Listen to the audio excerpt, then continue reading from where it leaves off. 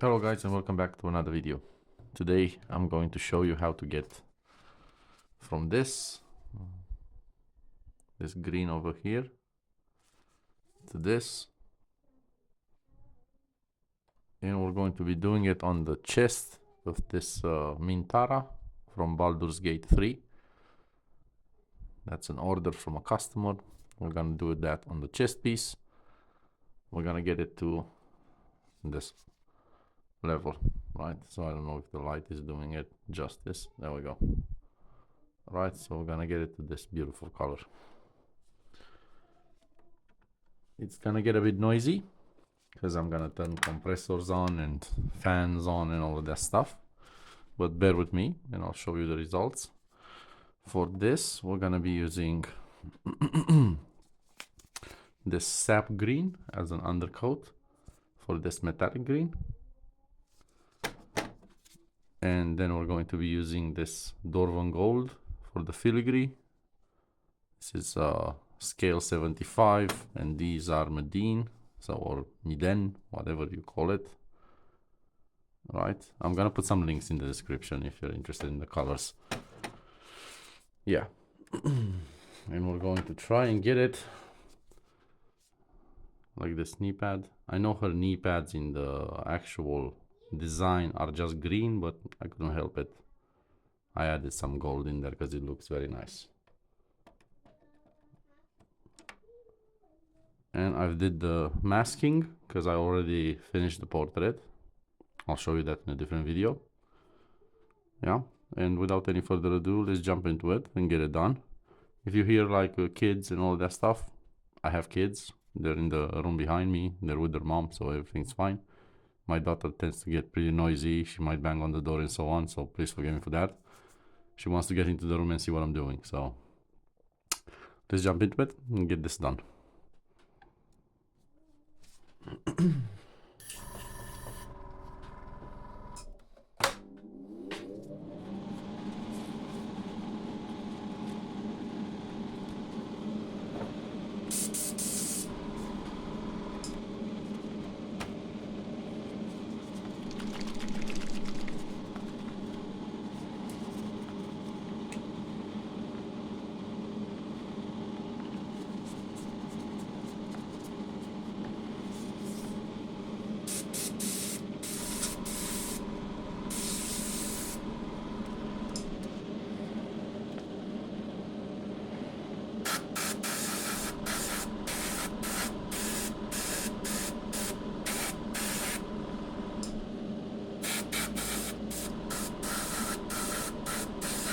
Of course, you can leave it as light as you like, but for this one I'm gonna go a bit darker.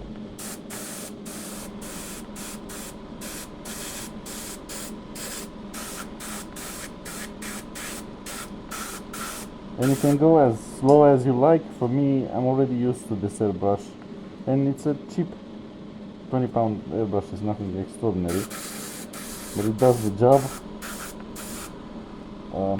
My PSI is somewhere at 50 right now, the compressor, and I'm going in short bursts.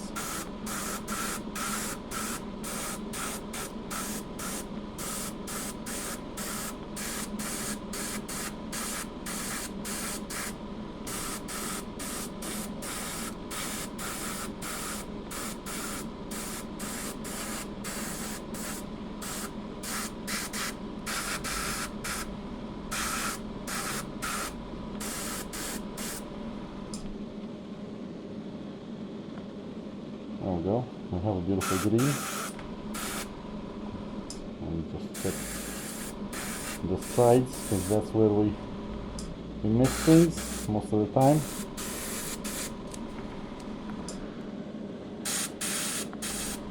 Okay, that should be good. There we go.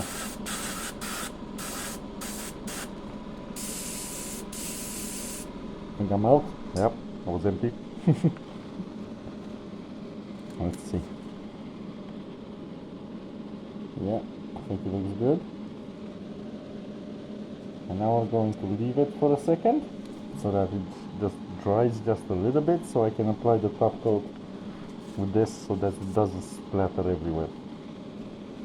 And if you're wondering why sometimes my voice sounds like that, it's because I have a respirator on my face and the light on my head. I look like a miner.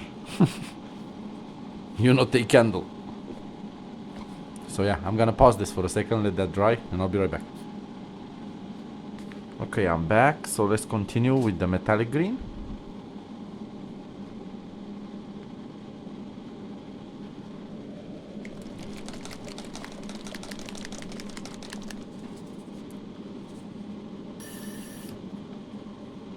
Let's clean up this brush a bit.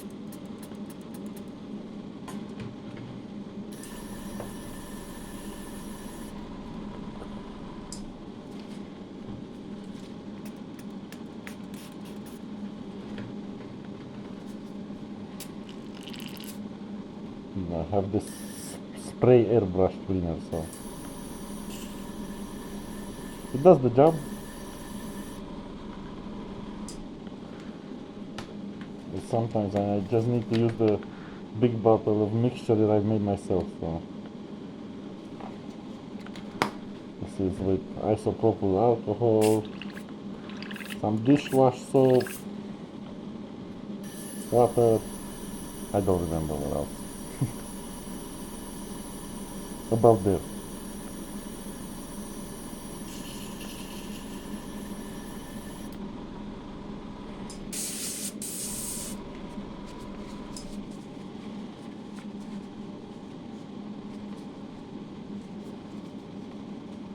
There we go. Load the paint.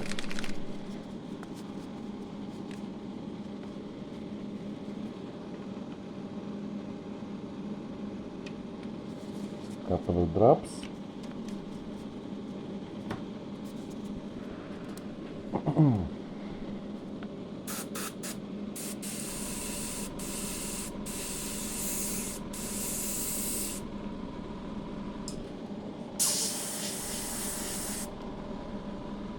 Yep, let's go.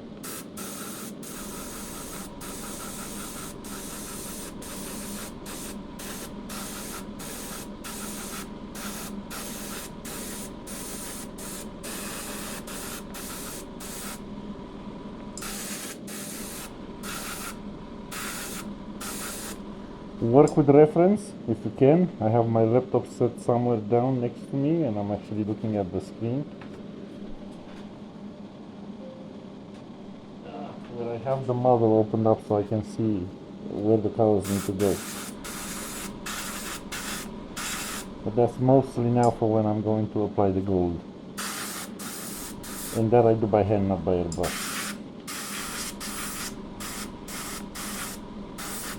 This airbrush isn't small enough and neither is the other one, and I have to be doing such details with it. And plus I wouldn't do it with an airbrush because it's just better if you do it with your brush normally by hand. You know? It comes out looking a bit better. Yeah, I think that's enough. I'll let it dry a bit. Let me check against one of these. Yeah, should be good. I think I've gone a bit overboard with the metallic for demonstration purposes, but it's still going to be okay. And if you do this, you can always come back with a mist of the previous color and bring it back, you know, work between them. But I think it's looking fine. It's just that now I have a bit more light. I have a light source on my head as well, so yeah, it's not bad, looking good. Gonna let it dry, pause this, and I'll be back. Okay, so here I am again. I'm back. Let me just take the respirator off because I don't need it anymore. And I'm gonna go in by hand. The brush I'm using says like 5 zeros on it or something, but it's not that thin. However, it is a very good detail brush. It doesn't need to be anything expensive. I'm getting some better brushes tomorrow. Greater detail, like 10 zeros, you know, stuff like that. Even smaller, because this one for the eyes at this scale is not extraordinary, right? So I need smaller ones. I'm gonna do a little bit of the gold on camera, so you get the idea of what you need to do. Because it's very difficult for me as well to see what I'm doing and record at the same time. So the idea is to get within this space in here. Just give me 1 second because my light is off. So I've been talking to my wife. Just received a new order on Etsy for a miniature. Right. I don't really see what I'm doing. There we go. And we get in there. And we add the gold in between the spaces where it needs to go. All right. And the distance from my face is too great and I can't actually see what I'm doing, but there you have it as an idea.